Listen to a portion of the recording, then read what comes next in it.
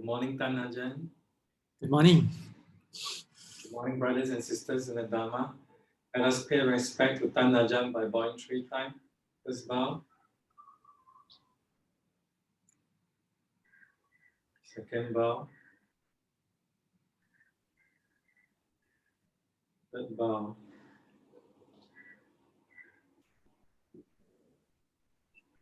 We'll begin with the chanting. And may we invite Ajahn to lead us in the chanting, please. Okay, we always start with the Buddha word on loving kindness. Now let us chant the Buddha words on loving kindness. Karaniyamatha kusalena yantang santang patang apisameja sakto uchu ja suhuchu ja suvajo ja samuthu anatimani santu sako ja suparo ja appakicco ja sallahukavutti santin triyo ja nipako ja appakappo kulesu ananukittho naจะคุดทั้งสมาจเรกินจิเยนะวินโยปะเรอุปวัฏเทยุงสุขิโนวาเคมิโนโหนตุสัพเพสัตตาภวันตุสุขิตัตตาเยเกจิปานภูตัตถิตสาวาทาวราวาอนาวเสสาทีขาวาเยมหันตาวามัชชิมารัสกาอนุกทุระทิฏฐาวาเยจะอ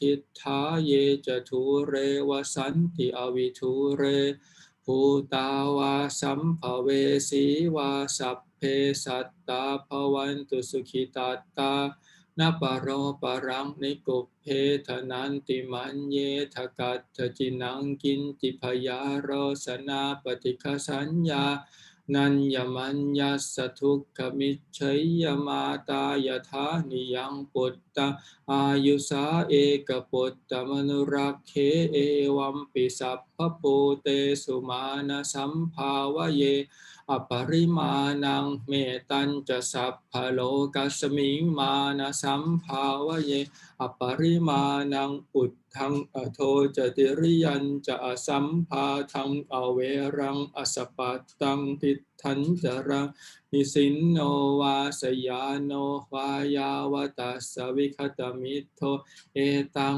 สติงอทิฏฐิยพรัมมะเมตังวิหารังอิทธมาหุทิฏฐินจะอนุปคัมมสีลาวาทัสสเนนะสัมปันโนกาเมสุวินัยเขทะนะหิชาตุคัพพะเสยยังปุณเรติติ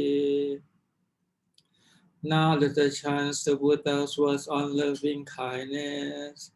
This is what should be done by one who is skilled in goodness and who knows the path of peace. Let them be able and upright, straightforward and gentle in speech, humble and not conceited, contented and easily satisfied, unburdened with duties and frugal in their ways, peaceful and calm and wise and skillful, not proud and demanding in nature. Let them not do the slightest thing that the wise would rather reprove, wishing in gladness and in safety. May all beings be at ease, whatever living beings there may be, whether they are big or strong, omitting none, the great or the mighty, medium, short or small, the seen and the unseen, those living near and far away, those born and to be born. May all beings be at ease. Let none deceive another or despise any being in any state. Let none through anger or ill will wish harms upon another, even as a mother protects with her life her child, her only child. So with the boundless heart, choose one cherish all living beings, radiating kindness over the entire world, spreading upwards to the skies and downwards to the depths, outwards and unbounded, free from hatred and ill will, whether standing or walking, seated or lying down, free from drowsiness. One should sustain this recollection. This is said to be the sublime abiding, by not holding to fixed views, the pure-hearted one, having clarity of vision, being free from all sense desires, is not born again into this world. หันธรรมยังอุทิศนาทิธานาคาทายโยพนามาเสอิมินาปุญญากรรมเมนะอุปัชฌายาคุณุตตราอาจาริโยปการาจะมาตาปิตาจะยาตกาสุริโยจันทิมาราชาคุณวันตานราปิจาพรหมมาราจะอินทาจะโลกปาลาจะเทวตายะโมมิตามนุสาจะมัชฌัตตาเวริกาปิจาสัพเพสัตตาสุขีโหนตุบุญญาณิปกตานิเมสุขันจติวิทังเทนตุขิปปังปาเปทโวมะตังอิมินาปุญญกรรมเมนะอิมินาอุทิเสนาจะขิปปาหังสุรเพเจวตันหุปาทานาเชทนังเยสันตาเนหินาธัมมายาวะนิพพานโตมะมัง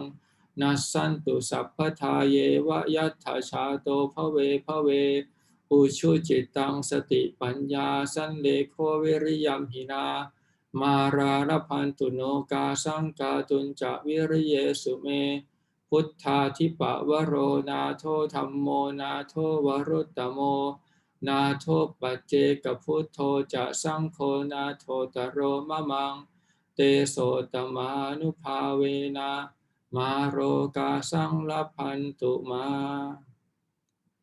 Now let us chant the verses of sharing and aspiration. Through the goodness that arises from my practice, may my spiritual teachers and guides of great virtue, my mother, my father, and my relatives, the suns and the moon, and all virtuous leaders of the world, may the highest gods and evil forces, celestial beings, guardian spirit of the earth, and the Lord of death, may those who are friendly, indifferent, or hostile, may all beings receive the blessings of my life. May they soon attain the threefold bliss and realize the deathless. Through the goodness that arises from my practice, and through these acts of sharing, may all desires and attachments quickly cease, and all harmful states of mind, until I realize Nibbana in every kind of birth. May I have an upright mind, with mindfulness and wisdom, austerity and vigor. May the forces of delusion not take hold, nor weaken my resolves. The Buddha is my excellent refuge, unsurpassed is the protections of the Dhamma. The solitary Buddha is my noble guide. The Sangha is my supreme support. Through the supreme power of all this, may darkness and delusion be dispelled. อันธรรมยังเมตตาภรนังกโรมาเสอาหังสุขิโตโหมินิทุโคโหมิอเวโรโหมิอัพพยาปโชโหมิอานิโคโหมิสุขีอัตตานังปริหารามิสัพเพสัตตาสุขิตาโหนตุสัพเพสัตตาอเวราโหนตุสัพเพสัตตาอัพพยาปัชชาโหนตุสัพเพสัตตาอานิฆาโหนตุสัพเพสัตตาสุขีอัตตานังปริหารันตุสัพเพสัตตาสัพพทุกขาปมุญจันตุ Sappe satta lattha sampattito ma vikhanchantu. Sappe satta kamma saka kamma thaya tha kamma yoni kamma pantu kamma pati sarana. Yang kammang karisanti kalayanang va papakang va tassataya tha bhavisanti. Now let us chant the reflections on universal well-beings. May I abide in well-being, in freedom from affliction, in freedom from hostility, in freedom from ill will, in freedom from anxiety, and may I maintain well-being in myself. May everyone abide in well-being, in freedom from hostility, in freedom from ill will, in freedom from anxiety, and may they maintain well-being in themselves. May all beings be released from all suffering, and may they not be parted from the good fortune they have attained. When they act upon intentions, all beings are the owners of their actions and inherit its results. Their future is born from such actions, companion to such actions, and its results will be their home. All actions with intention, be they skillful or harmful, of such acts they will be the heirs. Okay, so today is a Chinese New Year. So we Happy New Year for everybody, and we will do the special chant. Actually, some people may say, "Wow, why we use this chant?" This chant is called Patticasamuppada. It means dependent co-arising. In Burma, they consider this is auspicious, and they're chanting it for like when they get to the new house or the new office. They will invite the monk to chant this for 7 days straight. So they consider this is auspicious chant because it's a conditional thing, and they suppose that if you put the right condition, then the business or the house will be prosperous. This is the Burmese style or Burmese tradition. But somehow in Thai, we use this chanting for funeral. There's probably many reasons for that. Probably one of the reasons is that Thai people are not philosophical mind. It's not like Burmese. I think Burmese, they got a lot influential from India. They are very philosophical. So they love study Abhidhamma a lot, like Patticasamuppada or this dependent co-arising. So they do it frequently. But in Thailand, hardly no people at all study these things. So the monk afraid that Thai monk will be forget about Abhidhamma altogether. So the only way to keep it in tradition is to insert it somehow in our basically lifestyle in Thai. So he managed to insert it into funeral. And the reason for that is that the Buddha, when the Buddha when he born, his mother passed away when he was only 7 days old. So when he get enlightened, he want to pay gratitude to his mother. The only way is he go up to the heaven to teach this Abhidhamma. And so that is, they capture that in the spirit of gratitude. Even his mother passed away, he still go up and teach this Abhidhamma. So with that kind of meaning, that's why he introduced Abhidhamma chanting in Thai funeral. So you will hear this chanting in all the Thai funeral.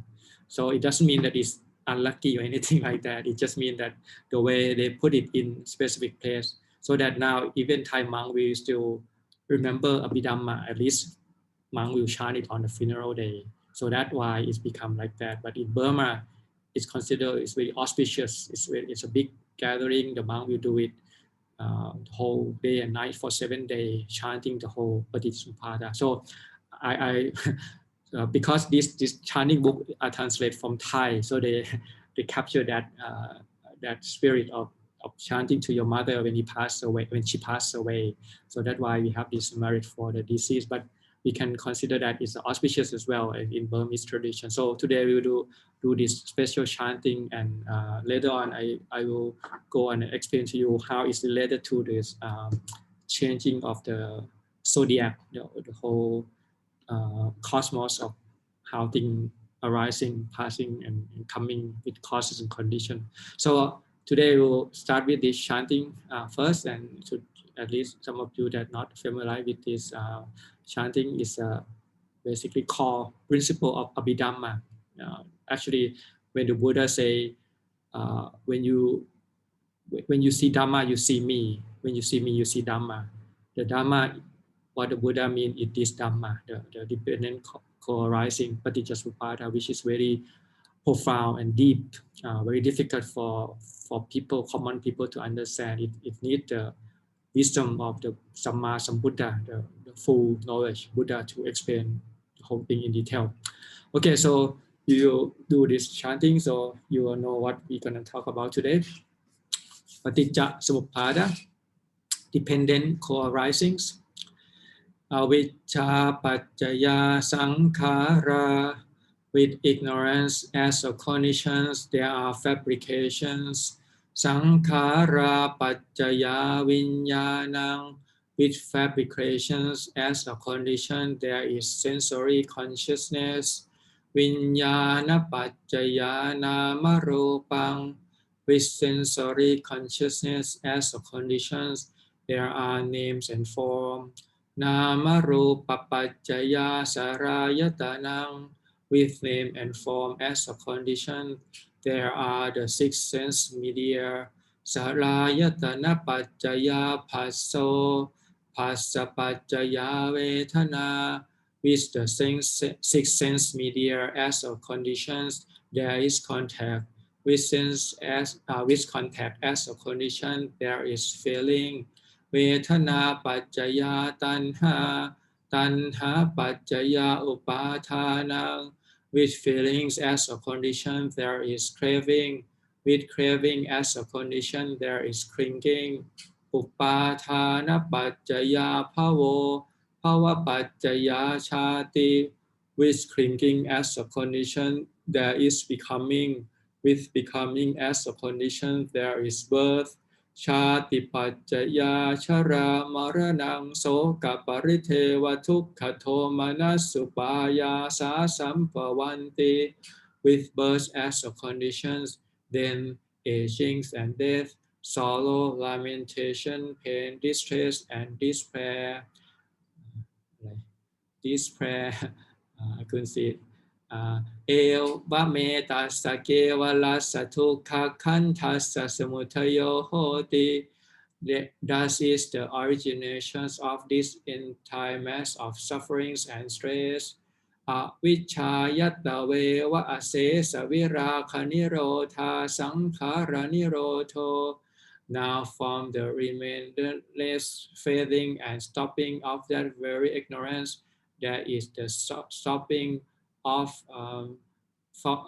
fabrications. Sankhara nirodha viññāna nirodho. From the stopping of fabrications, there is the stopping of sensory consciousness. Viññāna nirodha nama rupa nirodho. From the stopping of sensory consciousness, there is the stopping of name and form. Nama rupa nirodha sarayatana nirodho. From the stopping of name and form, there is the stopping of the six sense media. Sarayatana nirodha phassa nirodho. From the stopping of the six sense media, there is the stopping of contact. Phassa nirodha vedana nirodho. From the stopping of contact, there is the stopping of feeling. Vedana nirodha tanha nirodho.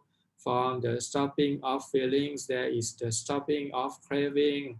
ตัณหานิโรธาอุปาทานานิโรโธ From the stopping of craving there is the stopping of clinging อุปาทานานิโรธาภวนิโรโธ From the stopping of clinging there is the stopping of becoming ภวนิโรธาชาตินิโรโธ From the stopping of becoming there is the stopping of birth ชาตินิโรธาชรามรณังโสกปริเทวทุกขโทมานะสุปายาสานิโรชันติ From the stopping of birth then aging and death sorrow lamentation pain distress and despair เอวเมตัสสะเกวลัสสะทุกขขันธัสสะนิโรโธโหติ Thus is the stopping of this entire mass of suffering and stress.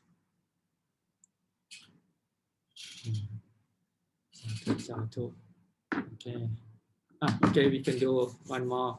Heedfulness, the last word of the Buddha. Appamato amatang patang, pamato majjuno patang. Heedfulness, the path to the deathless.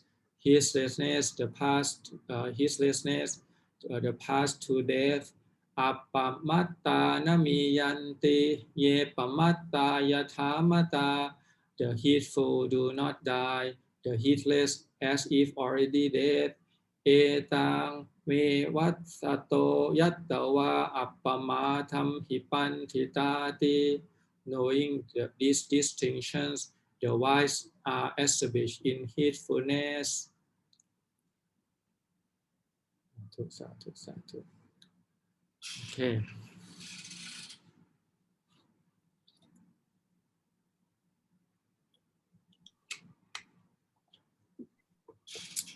We will now request for the 3 refuge, 5 and 8 precepts together.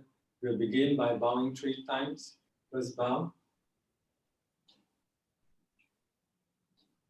Second bow. Third bow.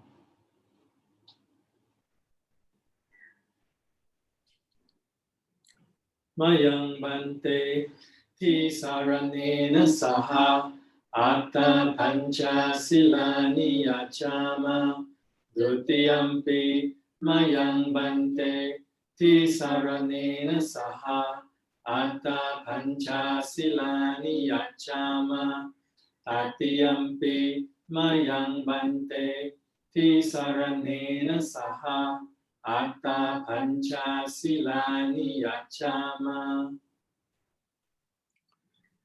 นะโมตัสสะภะคะวะโตอะระหะโตสัมมาสัมพุทธัสสะนะโมตัสสะภะคะวะโตอะระหะโตสัมมาสัมพุทธัสสะนะโมตัสสะภะคะวะโตอะระหะโตสัมมาสัมพุทธัสสะนะโมตัสสะภะคะวะโตอะระหะโตสัมมาสัมพุทธัสสะนะโมตัสสะภะคะวะโตอะระหะโตสัมมาสัมพุทธัสสะนะโมตัสสะภะคะวะโตอะระหะโตสัมมาสัมพุทธัสสะ พุทธังสรณังคัจฉามิ พุทธังสรณังกัจฉามิ ธัมมังสรณังคัจฉามิ ธัมมังสรณังกัจฉามิ สังฆังสรณังคัจฉามิ สังฆังสรณังกัจฉามิ ติยัมปิพุทธัง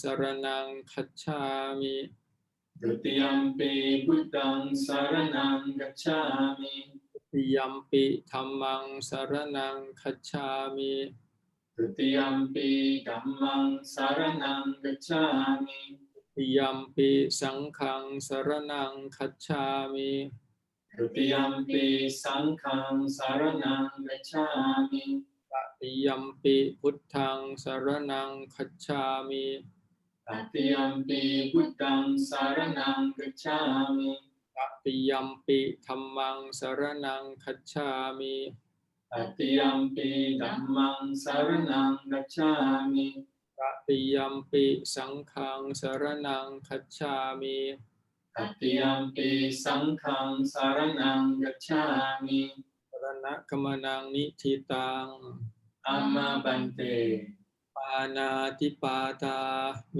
รมณีสิกขาปะทังสมาธิยามิ ปานาทิปาทาเวรมณีสิกขาปะทังสมาธิยามิ อทินนาทานาเวรมณีสิกขาปะทังสมาธิยามิ อดีนาดานาเวรมณีสิกขาปะทังสมาธิยามิ กาเมสุมิชฌาจาราเวรมณีสิกขาปะทังสมาธิยามิ กาเมสุมิจฉาจาราเวรมณีสิกขาปะทังสมาธิยามิ มุสาวาทาเวรมณีสิกขาปะทังสมาธิยามิ มุสาวาทาเวรมณีสิกขาปะทังสมาธิยามิ สุราเมรยะมัชฌปมาทัฏฐานาเวรมณี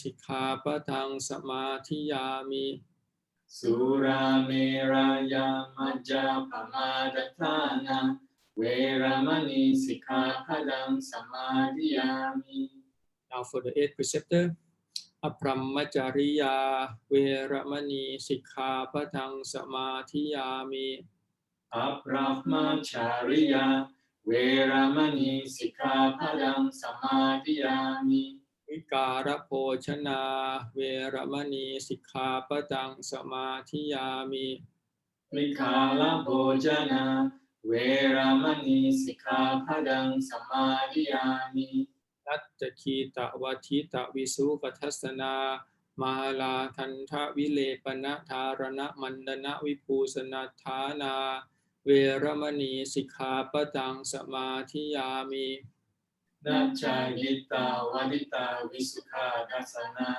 มาลากันดาวิเลปนาดารณามันนาวิภูสนาทานาเวรมณีสิกขาปะทังสมาธิยามิ จาสยนะมหาสยนาเวรมณีสิกขาปะทังสมาธิยามิ อุจจาสยนามหาสยนาเวรมณีสิกขาปะทังสมาธิยามิ ปานิปัญจอัฏฐสิกขาปทานิสมาธิยามิ อิมานิอัตถาสิกขาปทามิสมาธิยามิอิมานิอัตถาสิกขาปทานิสมาธิยามิอิมานิอัตถาสิกขาปทานิสมาธิยามิ สีเลนะสุขติงยันติสีเลนะโภคสัมปทาสีเลนะนิพุติงยันติตัสสมาสีรังวิโสทะเย สาธุสาธุ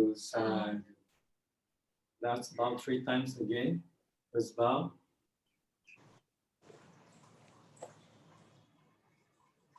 Second bow. Third bow.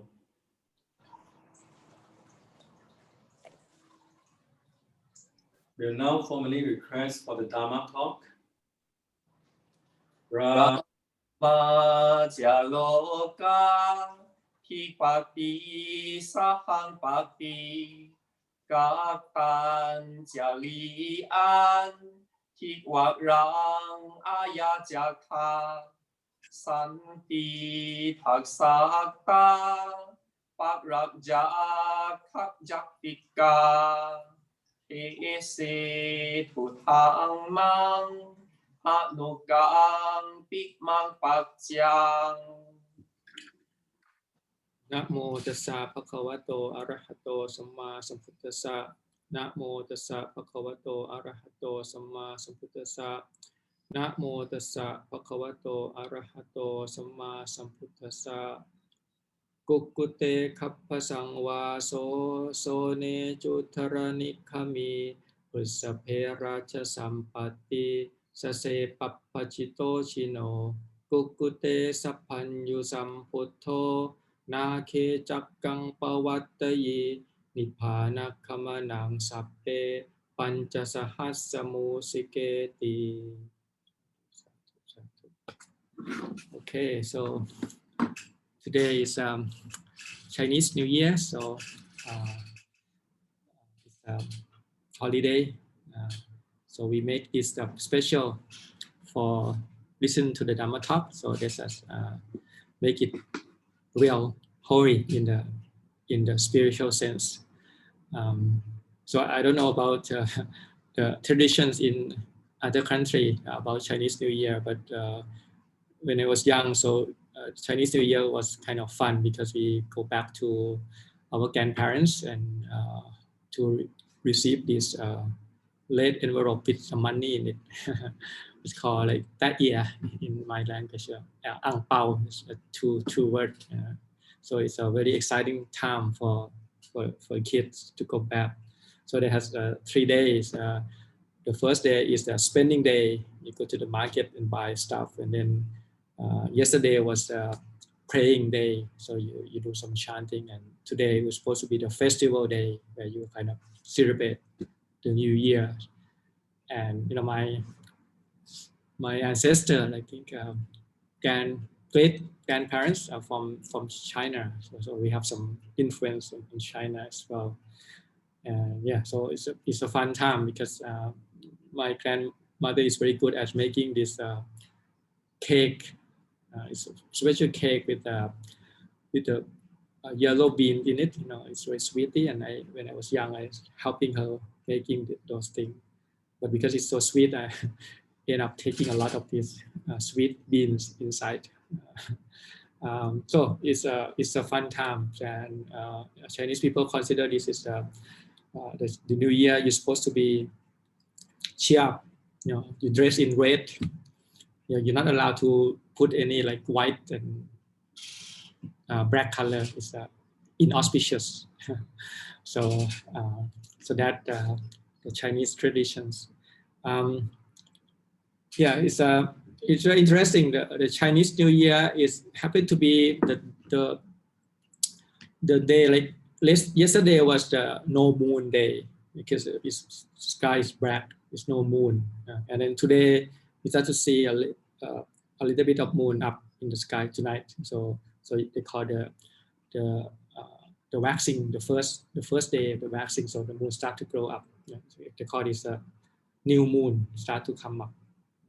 So and because I think this is the time of springtime, because in China it's probably cold in winter, maybe snow and stuff. So this is the day that maybe the snow stop a bit and the climate maybe a little bit warmer, and you start to see the new life popping up. So that's why it's cold.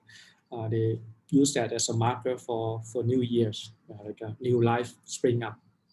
So when you count with this system, then the full moon will be in the middle of the month, right? Because you start with the new moon a little bit by bit and go up to the full moon, and then slowly waning to the end of the month. So when the counting system in China or even in Thailand, so we also use that system where the full moon is in the middle. So I think so this picture. So if you look at the sky, day by day, the moon start to full up, and then in the middle of the month, 15 day, the middle will be full moon, and then slowly waning off at the end of the month. So this is probably make a lot of sense, because this is like we consider calling this one moon, right? Like it's coming from the slightly crescent, and then up, full moon, and then slowly winding down, like waning until it's gone in no moon. So this is called one cycle. So this is the system that the Chinese people use, and also Thailand, we also use this system. And so of course in China, they're probably this will be the first month of the new year, and this is 1 month. I think it's very interesting because this is probably emphasized on the view or the perspective of Chinese people, or also in Thai as well, or many people who are like more materialistic You know, when you look at the body, this is exactly what the body is. The body slowly, gradually gaining a strength. You know, when they get born, they don't have much strength, but when they grow up, and the peak is at the middle of life where you have the full power and strength, and then slowly you decline, like your body getting weaker, older, and then slowly wane off, and at the end of your life you're kind of gone. So this is one cycle, which is make a lot of sense. That's why in China they celebrate this red color, the red color of power, of energy, of when people who make a restaurant, they probably paint the wall in red, so we have a lot of appetites. So it's a color of energy, a color of body. Basically, body is blood. The color is a color of the blood. So it signifies the emphasis on the material or the body aspect of life. So this is one the Chinese system. Okay, so I would like to put it contrast to the India system. Another picture that I send you. In Indian system, at least in the Buddha times, the moon is the same. It's a cycle, full and no moon, and full and no moon. But it's a matter of how you're going to capture it, which is considered your starting point and the end point. In India, I don't know about this time, but at the Buddha time, they counting the first day is that the day that the moon start to have a little bit slight, dark a little bit, and then up to the middle is where there's no moon, and toward the end, the last day of the month is the full moon day. Okay, so this is the system of in the India time where they count the month. That's why in the Buddhist traditions, you end up celebrate on the full moon day, which will be the last day of the month, like the Makhabusha, which will be come up in the next 2 weeks. Will be the full moon will be considered the end of the month, and will marker of the this is the end of the month and have the name after that month. Will be Makhabusha, and then of course on Visakha, Visakha Pusha will be full moon, the months of the 6th, and the Asaraha will be the month of the 8th. So you can see that it's a bit different in Indian. I think, this is my theory. I think partly because in India they more emphasis on the spiritual part. The spiritual, they put a lot of emphasis on the mind rather than the body. Their emphasis on the spiritual rather than the material thing. So you can see that, like they say of the Buddha, that when we are born, the original mind is pure. It gets clouded by the visitor defilement come afterward. So everybody have like in Mahayana they call the Buddha nature, the origin of the knowing Buddha, and then slowly when we get older, we get crowded, we get defined by the irritated and delusion, and up to the midpoint when we are teenager, reproducing age, basically they call it a dark age where we are all with hormones, and you know what it is. It just feel love basically. In India, the word love is called kanha, mean dark or black. So it's a three different aspects, because if you look at the mind, when you got this greedy, this kind of attachment, romantic love, craving, longing, then your mind is weaker. And the mind is different than the body, because the mind has a lot of power initiate when the mind start to, the mind arising and passing away all the time. But the moment that the mind has the most power is the moment of arising of the mind. Not like the body. The body, the moment is most powerful is in the middle, but the mind is the first. When it's first arrive, that is the most powerful mind, and it's slowly going down. So that's why they emphasize on the first one is actually the first one is not full, but it's a little bit slight off, but at least it's kind of it's in that state.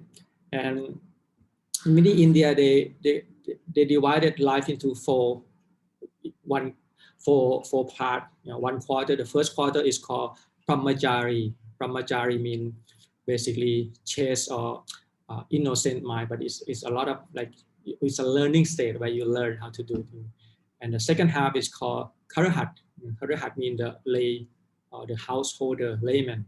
Basically, you are spend time seeking the sense pleasure, all those love and all these things that fulfill your lay life.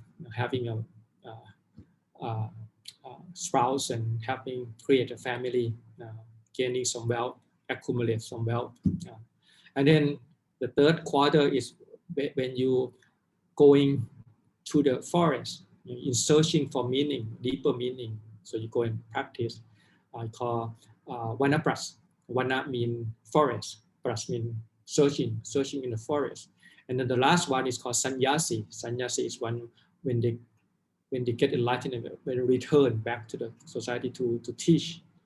So it's like, so you can see called the asama in India term. So they divide the life into these 4 quarters, which is exactly what is like that. So you're supposed to be, your wisdom are getting more and more at the end. Actually, your wisdom, you get diluted in the middle part because you are full with this preoccupied with hatred and delusion. But then in the middle, you realize what you are and you return from that. You make a return journey and you gain the wisdom. You're taking Sila, Samadhi, and Panya. You're fully knowledge. So the mind gets more clever. And actually, it's very interesting about that. If you look at the curve of how happy people are, the happy actually the older people are more happy than the teenager. For some reason, maybe they already know about life and they know what they can and what they can't. They know their limitation. They're not so full with imagination, so they're more in touch with reality. They're more experienced. The knowledge that they accumulate become the wisdom. They got wiser when they get older. So at the end of the life, which is the full moon, the last day is a full moon.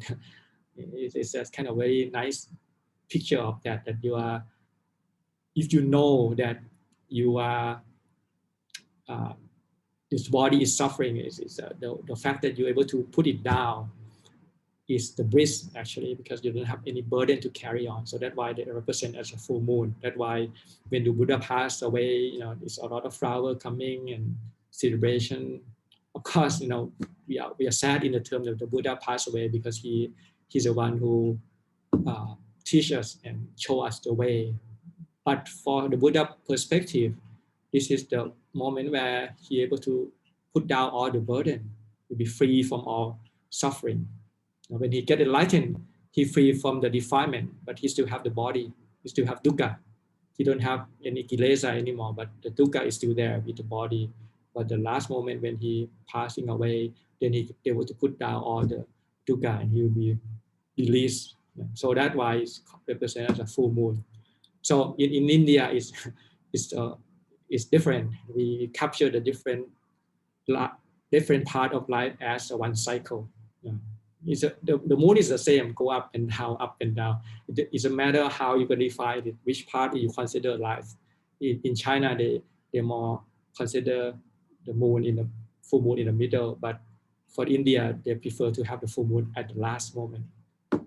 Somehow, I like the India system because I think that represents more of the mind. It's like, okay, so that is about the lunar cycle that I think now we are not looking at the time like that anymore. We used to be, when we have the agricultural, when we go out in the morning, plow the field, waiting for the rain to come, grow rice. That kind of lifestyle make us bound to this cycle of life.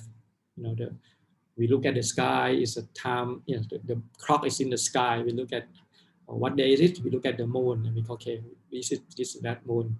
And then the whole cycle of again and again, we go back repeatedly. Okay, this is a time for sowing the seed, time for tending the paddy field, and the time for harvest. So that kind of the cycle going on. And in the past, we probably live the same lifestyle as our parents and our grandparents and great grandparents, probably live in the same village and kind of having the same activity on and on again. So that's why we understand the meaning of cycle of life like that. But now when we look at time, we look at it in terms of like the arrow going forward. I think one way is because we are so occupied with the material thing or the scientific progress, like a new thing. We probably not having the same occupation as our parents. We are basically doing something else, and probably coming to the city, having the job in the office or in the service or government or whatever.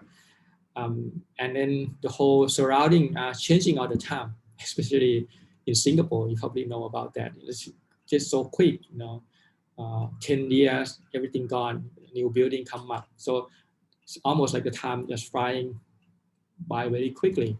So you are having that kind of like an arrow. But I think in terms of the Dhamma, it's more in line with the nature of things, especially the cycle of dependent co-arising, Patticasamuppada that we just chant. Is the explanation of explaining how things come to be. Because in Buddha we deny the presence of the omnipresence, the creator God. It's no God that make things happen. It's a causes and condition coming together at the right time, at the right moment, and all these things come up. Okay, so it's very interesting that the Zodiac, I think the Chinese have the same as a Thai as well. We represent each year by the animal, and it's 12 of them in the cycle. Resemble basically the sun going around and make it the full 12-year cycle. And in the old day, people don't have the calendar or time. We usually know which year that we born. Like for me myself, I born on the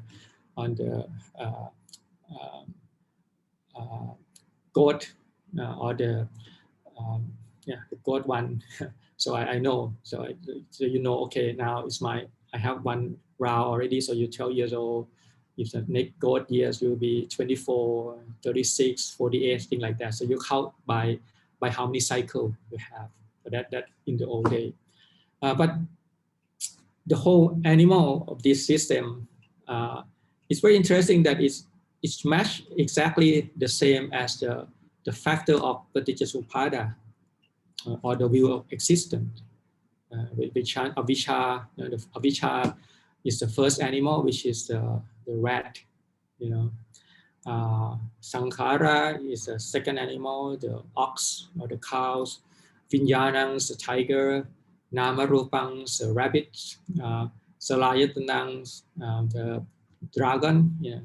In China, it's a dragon, the big snake, and the phassa, contact, is a snake.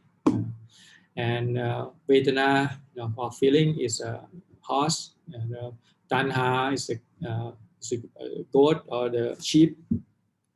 Upadana or drinking is a monkey. Bhava or existence is a hen or cock. And birth or jati is a dog. And Chala Maranang is a pig. You have the pig. So, and I will explain to you why it's matched like this. So maybe you can, if you match like this, then you can figure out the reason. Okay, for example, the first one, avijja. Avijja means ignorance. And why all these animals, we use the rat as a representative of avijja? Because ignorance is the same as darkness, right? And the mouse is a dark animal. They come out at night. In the old day, where people have a lot of food and whatever store, the rat is the real enemy, because it's go out at dark and you steal. Actually, the word Musika in Pali is means the thief. So we call the rat is a thief.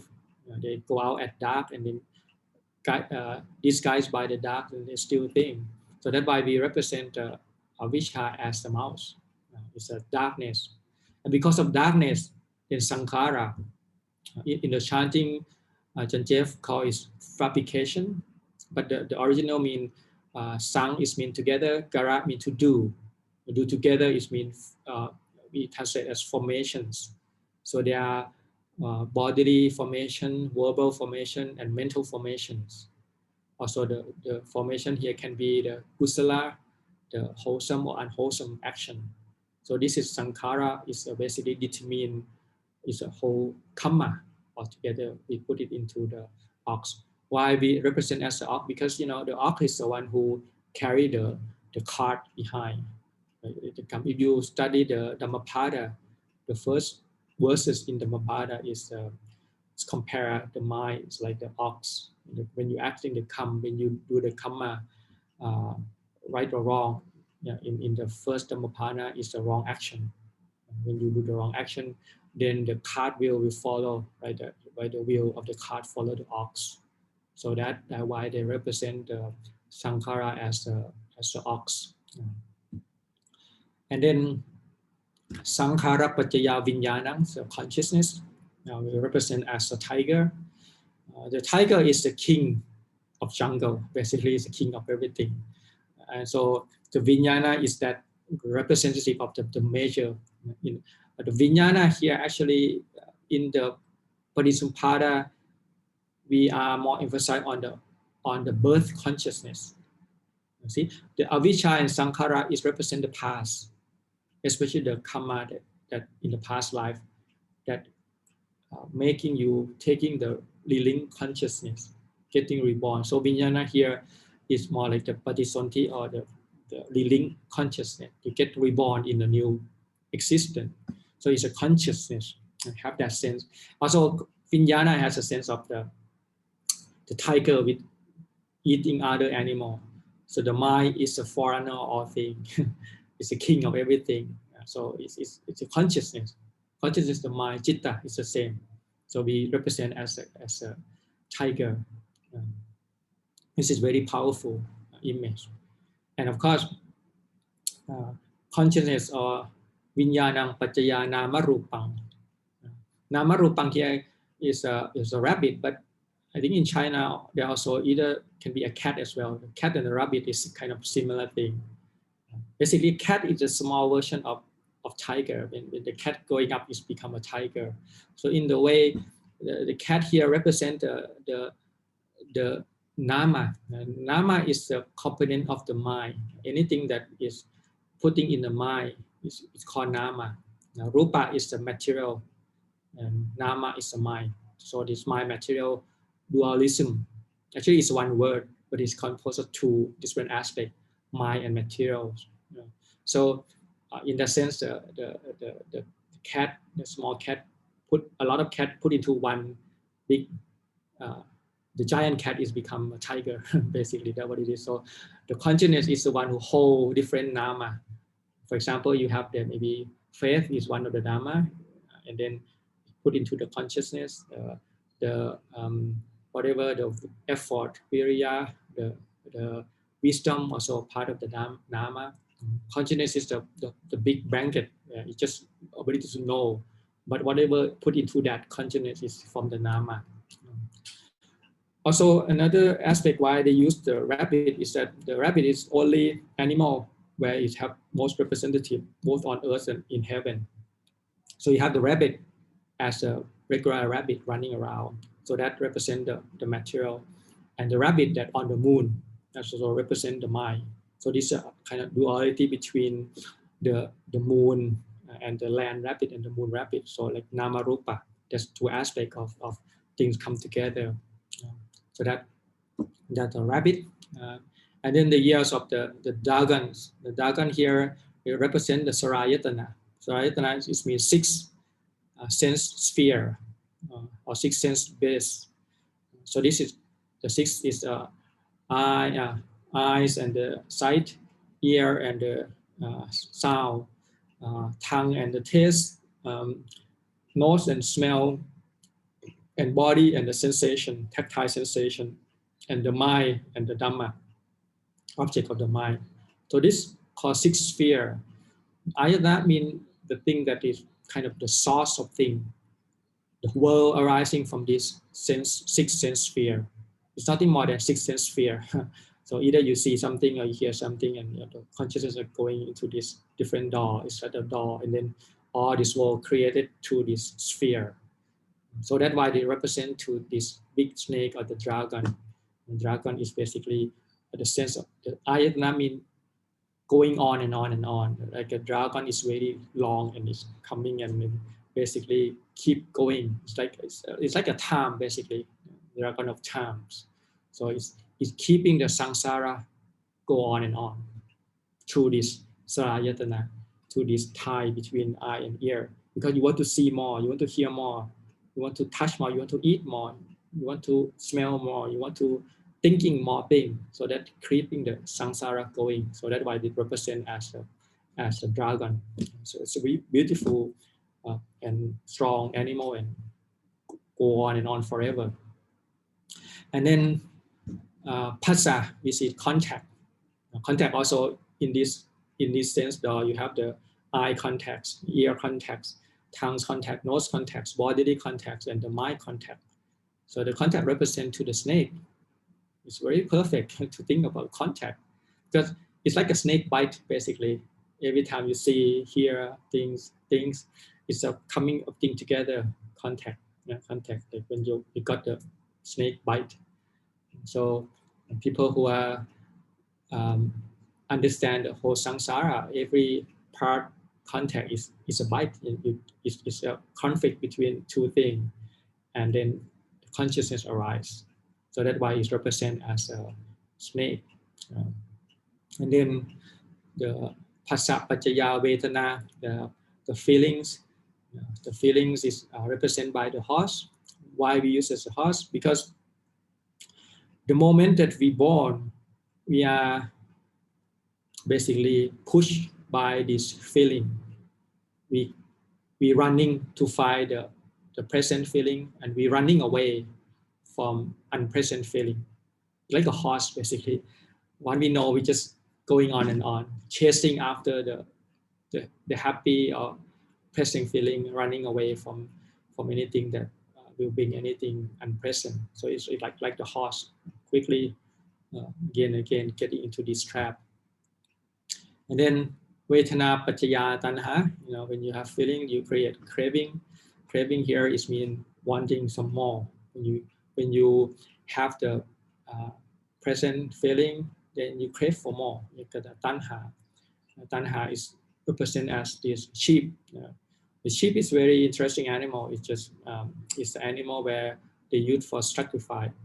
In ancient India or in Nepal, they put the sheep more, and then they basically cut throat and then offer it to the god or whatever. And the word in Pali of the sheep is called urappa. Urappa means non-crying. Actually, it's very interesting. That means that even they go to die for the sin that they didn't do, the sheep still not crying. Why it's not crying? There's a Shataka story about that.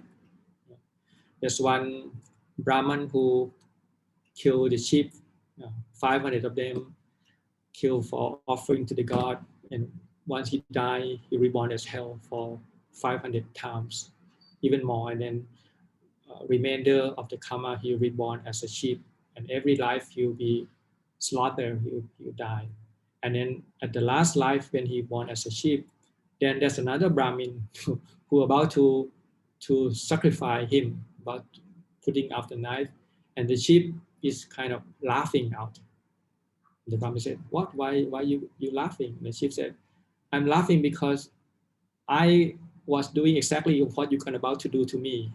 And what happened to me, I have to be in hell for 500 lifetimes. Now, the remainder of the karma, I reborn as a sheep. And every lifetime I got slaughtered. Somebody killed me." And the Brahmins are kind of shocked.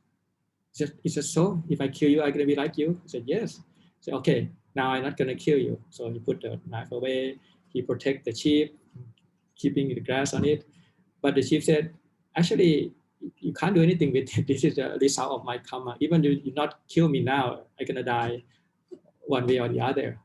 So this sheep was grazing in the land, in the big field, and then there's a storm coming and the lightning come and then strike the rock nearby, and some part of the rock come and then cut the throat of the sheep, and he died. So the moral of the story is that when you do something bad, the result of it will be the same. If you kill somebody, then it's many lifetimes you have to live over that life to basically get the result. So that's why the sheep is not crying, actually laughing at people who do it to him. So it's represent of the craving.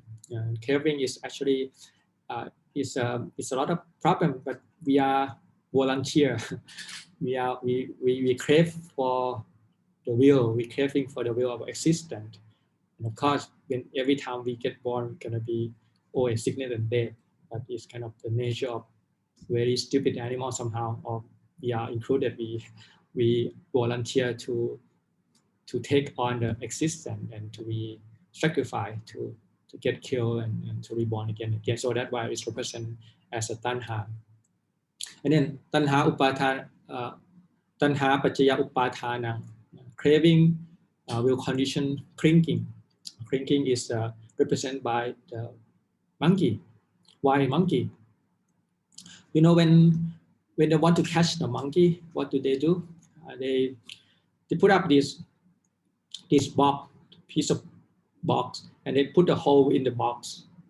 And they in the box they put some kind of whatever banana or something in the box.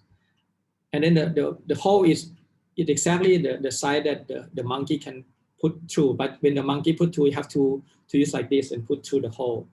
And when the monkey put in the hole, grasping on the banana, try to get out, they can't because the hole is too small. So the monkey stuck. So that's how they catch the monkey. And the monkey doesn't know that if they want to not to be catched, they just release the banana and then they can go out and then run away, but they can't. Once they grasp on the banana, they can't let go and they're stuck. It's a trap.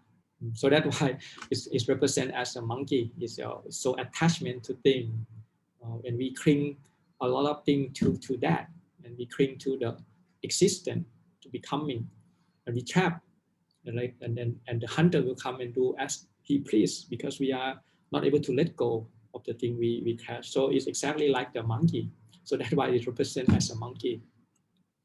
And then upadana paccaya pavo, clinking condition existence. So existence is pava. Pava has two parts. It's kamma pava, the action, and then upati pava, basically the exist. Becoming something else, becoming in the next realms.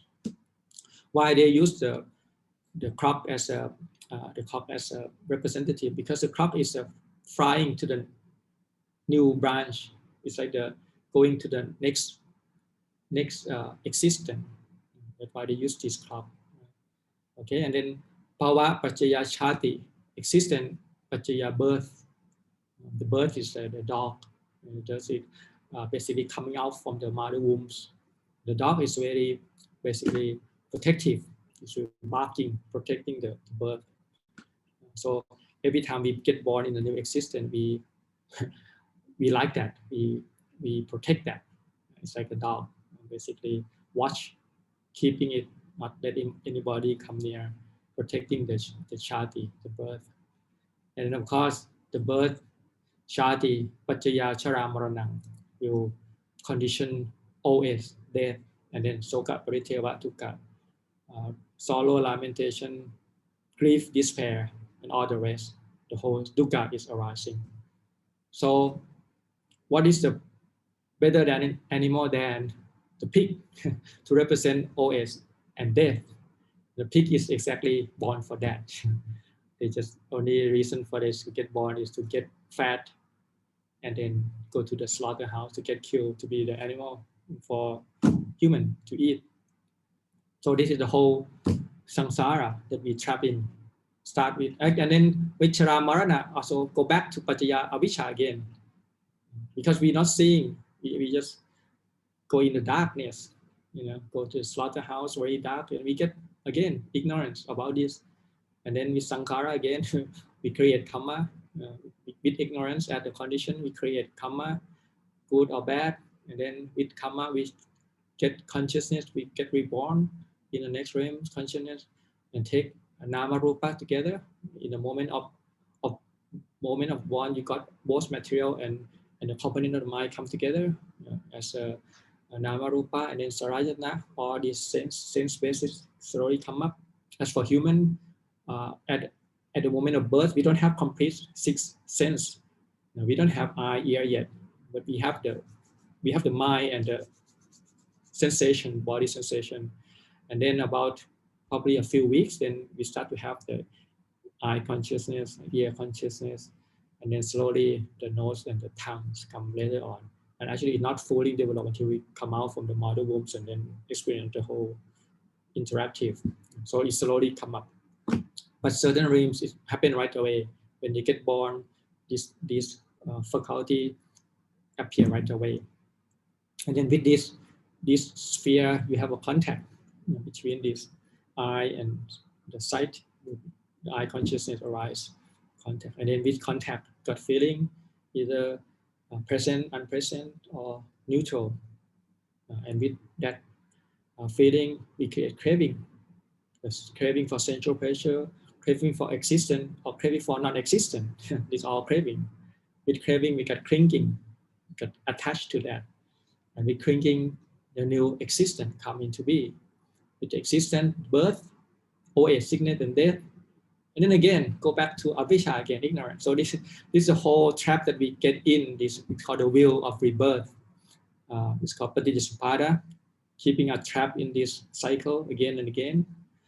So when we look at the sky, we just lost in this circle of beings, existence. Okay, so that is called the kind of the bad news that we are everybody born with this bad news.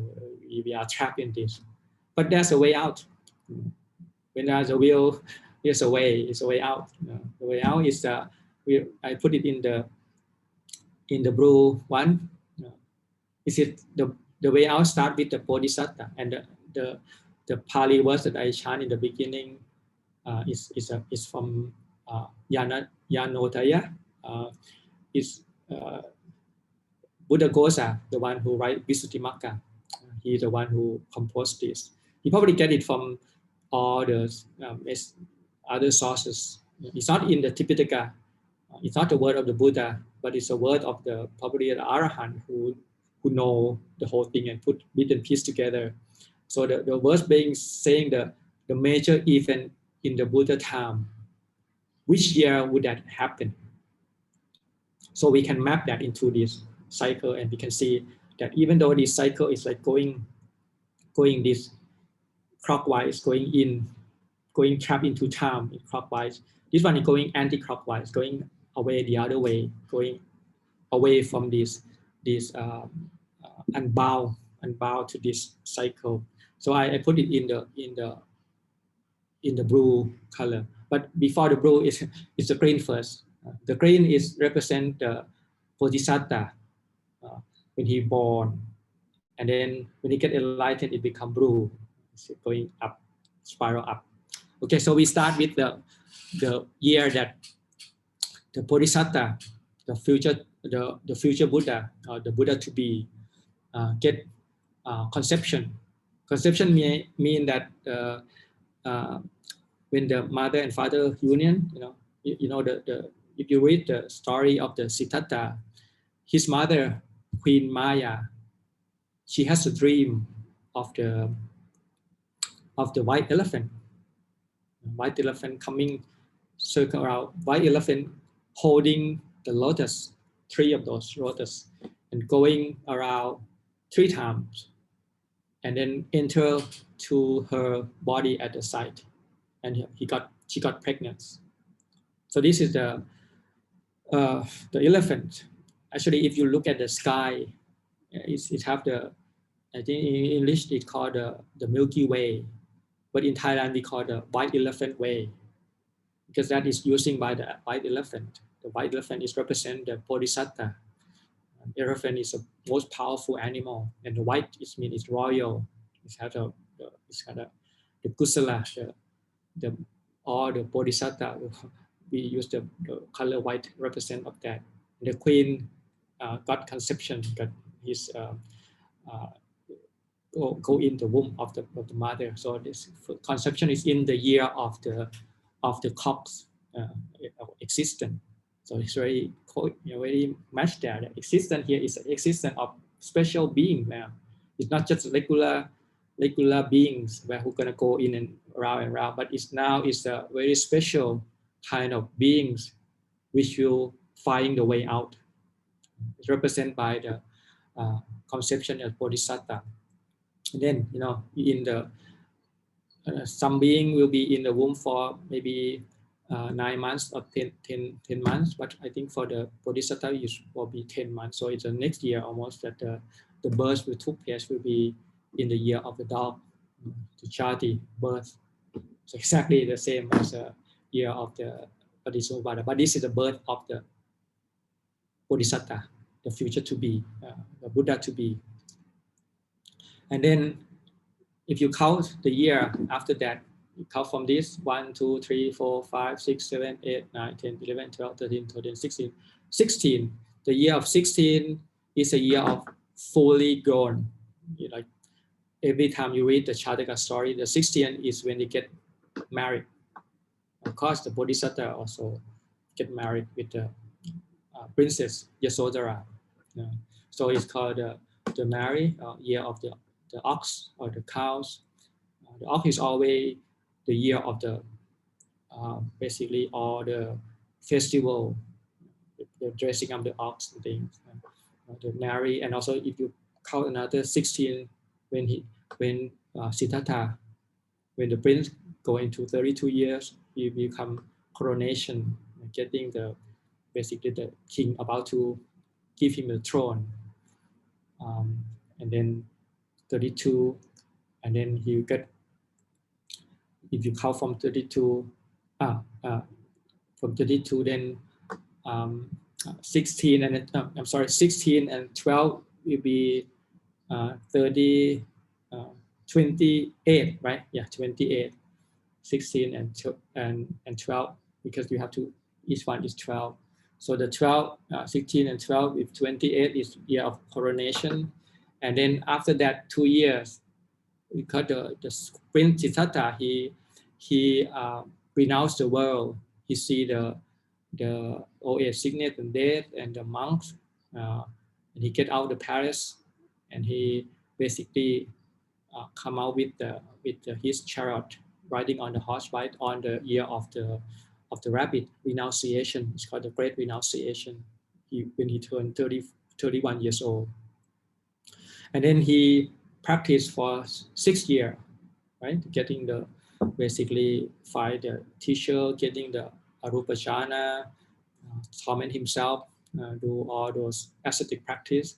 6 years after that, so there will be the year of the cox again when he get enlightened. So the whole full cycle come back. So he got enlightened on the year of the cox existence. So now, actually now this is becoming the will of Dhamma now. When he get enlightened, it's not the will of the animal or the satta animal, it's become Dhamma. So this is the way out, because thing is getting untangled now. When got enlightened, turn the blue color, and they actually the year after that, then if you look at the Theravada, the year that the Buddha's turning the wheel is the next year when he go to the Varanasi, giving a teaching to the 5 ascetics called the Deer Park. We chanting Dhammacakka. But somehow in this mythical kind of circle, they count the year of the dragon as the year of turning the wheel. So it's very interesting. So we look at that. What is happened at the year of the dragon? The year of the dragon is the 7th year after the Buddha passed away. Actually, that is exactly the year actually the year before that, which is the year of the rabbit, is the year where the Buddha performed the twin miracles. And he go up to the heaven to teach his mother. And also exactly as the year of the rabbit. The rabbit represents the earth and the heaven separate, Nama Rupa. And now the Buddha go up to the heaven to teach Abhidhamma in heaven. And then the next year he returned, so that they counted that as the turning of the wheel, because this is the time where he able to convert not only human being but also the God as well. In heaven, many hundreds of thousands people get enlightened, both on earth and in heaven. So in that dragon year, he come down from heaven to turn the wheel. Now it's a bigger wheel. I think they probably have some kind of Mahayana influence there, because they're not talking about small wheel in the Deer Park, which is only 5 people understand the Dhamma, but they're talking about the whole universe, the earth and the heaven, the Buddha coming down, descend from the heaven, that represent the dragon coming down the earth. So you can see that kind of the symbol that the king or the emperor in China, they want to represent that kind of Dhamma coming to govern the world. So that kind of the idea of turning the wheel, returning from heaven, going down to teach. So the Buddha is not God, he's a human being, but he know it, he perfect. Even the heaven invite him to go up and teach. So he teach Abhidhamma there, and he coming down and he teach. And after that, he spent a whole year of teaching, 45 years of teaching. So if you count from that year of dragon, number 7, you count 45 years. So when he turned 80, so you end up the year of the snake, when he finally parinibbana, putting all the burden. So this is the end of his Buddha life on earth. But the Dhamma is still going on. Even now, today, 2,563 years after the Buddha passed away, the Dhamma is still heard. But it's not going to last. It's only 5,000 years, right? So if you count 1, 2, 3, 4, 5, for 5,000 years, the last year that the Buddha dispensation will be on earth, guess which year is that? It's the rat year. See, because the rat is represent the darkness. So it will disappear at the end of the Buddha teaching, complete 5,000 years of the year of the rat. 2,000 more years in the future, then there will be no longer Dhamma. Buddha, Dhamma, Sangha will not be heard again in the world. So the world will be put into darkness again in the year of the rat. Actually, in Thailand, we use the word rat is mean chuat. Chuat is mean when you miss something. When you miss opportunity for do something, we call it chuat. So it's very interesting that the whole name of the animal, the event that happened in that year, coexist with the event in Buddha time. So it's very wonderful to see that matching. So this is the wheel of the Dhamma. Of course, the Patticasamuppada is about the wheel of cause and condition arising, but also another aspect of the Patticasamuppada is when avijja is ceased, then sankhara ceased, vijnana, nama rupa, sarayatana, phassa, all these things one by one. Actually, when it cease, it's just completely gone. When it's arise, it may be one by one, but when it's one thing is gone, everything is gone. Only thing left is something that is a result from the previous, but we don't create any new cycle. So the cycle is stopped and finished, and we go beyond this cycle of existence. Become the Dhamma. So this is the just basically the expansion from the short verses that I'm not making it up. That's why I have the reference. This is the Buddha Gosa. He mentioned specific event in the Buddha time, and I happen to be matching it on this horoscope, on this system of the animal, and I think it makes a lot of sense. The things happen in particular time, so it didn't have kind of the rhythm, or you can say the moment why this thing happened at this particular time, and why this is have this particular name, because it's a metaphor for something deeper, something that create the condition for us. And so by reflects upon this, Patticasamuppada is a very difficult subject. I try to put it in a simple simile a few times ago. You probably learned about that, but it's still very difficult to understand. So this is maybe more, if you're already familiar with the system of the animal, you can maybe try to figure out why the Buddha used this term for that particular animal. Then you can be more, your understanding may be deeper. So I hope that by try to match this thing together and being the year. So now this year is a year of the ox. In Pali it's called ox. It happened to be the year of the COVID. The same syllable, COVID is rampant in the pandemic. So the ox is represent the karma. And then in Buddhism, we are the one who create our future by our own karma, either good or bad. We will be the inherit of our karma. So this is the year that we a lot of burden on us. Whatever we do, the result will be follow us. If we do the good, wholesome karma, then the result will be happiness. If we do unwholesome, then the result will be unpleasant.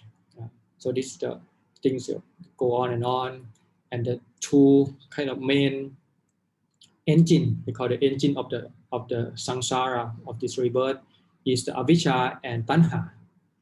I think this is the main culprit here. Avijja is opposite of wisdom or vipassana, and tanha is opposite of samatha.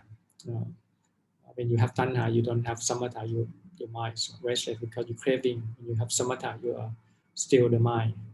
And then not only that, you have to have the eye to see, the eye of wisdom. Normally, people crowded with avijja is called the engine to go down. Because when you're not seeing things as they are, you tend to do a lot of unwholesome things. You probably kill the animal, steal, commit sexual misconduct, lying, and all those things. So you probably, the cycle will be going even deeper, going down to the lower realms. There are 4 lower realms: the animal realm, hungry ghosts, demons, and hell. This is leading by avijja. But then at certain time, when your tanha is leading, when you want to have the good result, so you do a lot of merit, like you're going for the food to the monks, building up the monastery. That will bring you to the higher realms. So the realms of the good destination, the human beings, the heaven, or even the Brahma is also trapped in this craving for sense pleasure, craving for existence, or even craving for non-existent as well. Actually, when you crave for non-existent, it's just the mirror effect of craving for existence. So you don't want this present existence, but you want another existence which is better than this one. So it's a mirror image. So all the craving, usually if you do the right thing, you do the wholesome thing, it bring you to higher realms. But still, even go up or high, it's still trapping in this, in the wheel of rebirth again and again. And we're becoming something else all the time. Existence, we're becoming. By our action, we become something else. We become something else. So it's no something that is persists through time, that is you can call it belong to me or mine. Who are you? I mean, now you might be human, but next life you might be birth or hell or maybe some god somewhere.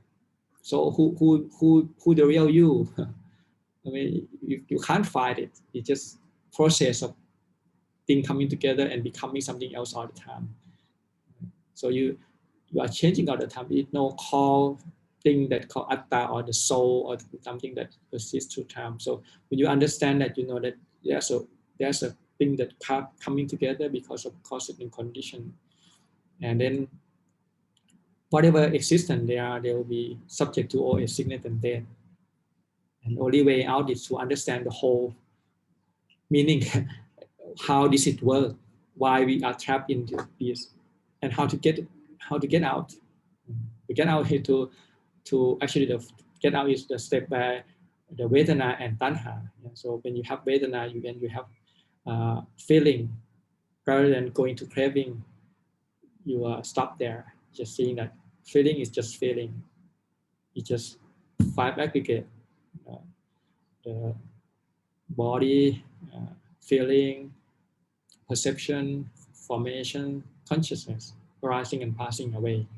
You not create the tanha. So that is you can cut the link there between the feelings and the craving. Is the short way out. You have to have mindfulness there.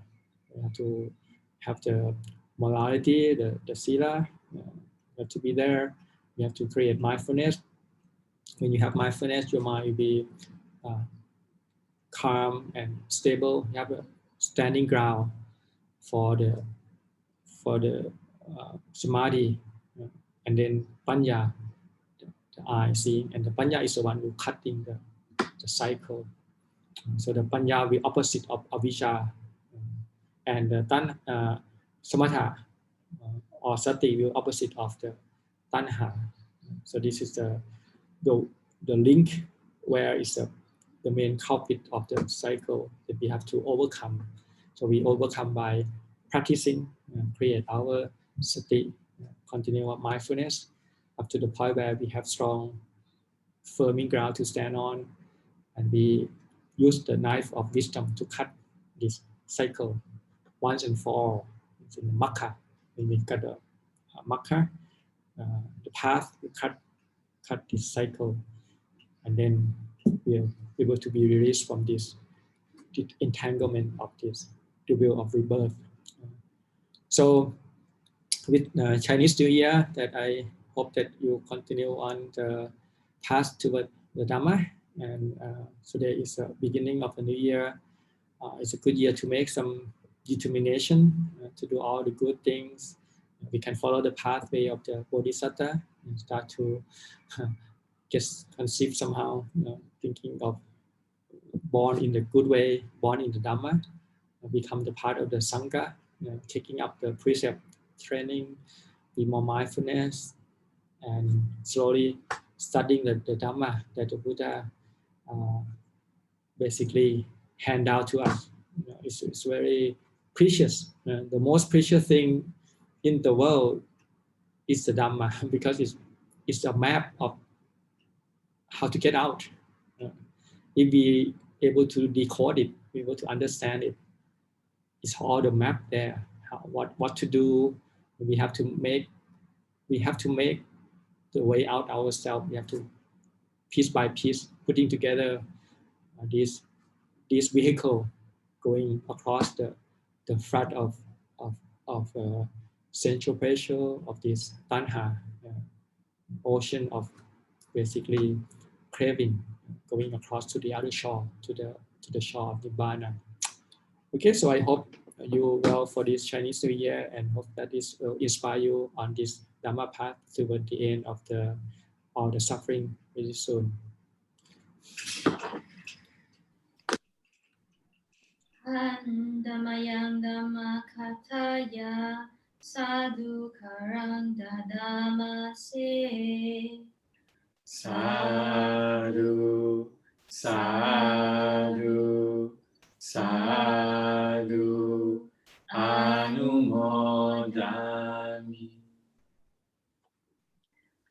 Thank you, Tan Ajahn, for the interesting Chinese New Year Dhamma talk. Let us pay respect to Tan Ajahn by bowing 3 times. First bow. Second bow. Third bow.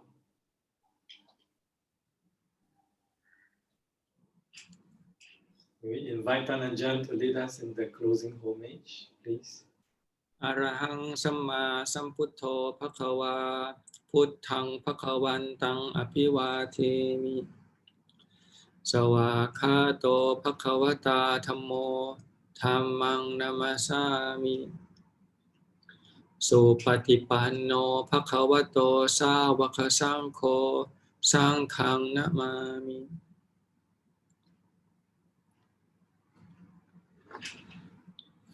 Thank you, Ajahn. See you next Friday. Okay.